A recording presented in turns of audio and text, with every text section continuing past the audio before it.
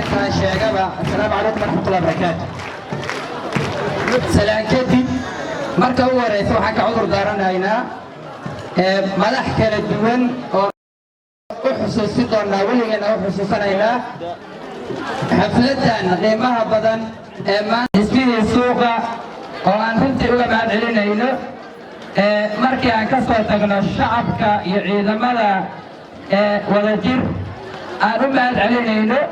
maamulkii sida gaarka ugu xilka saarnaa oo ay hogaaminayeen waaxda suuqyada gobolka Banaadir dowladda hoose waxaan leenahay waa mahadsantihiin suuqii uu noo dhismay isaga ayaana muxuu ahay haddii la yiraahdo noo noqon doona halka lagu ganacsado waxaan rabnaa suuqaas sida loo camiri lahaa oo ku-xigeenku oo xariga ka soo jirayba reer wadajir inay halka ay u dukaamaysi tagaan laga bilaabo birinta haddii la yiraahdo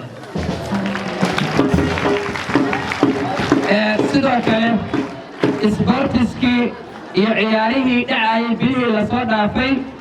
oo runtii aad iyo aad aan uga mahad celinayno bahda isboortiga ee degmada wadajir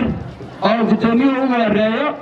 gudoomiyaha isboortiska ee ugu horeeyo waxaan leenahay waa mahadsantihiin waana guulaysateen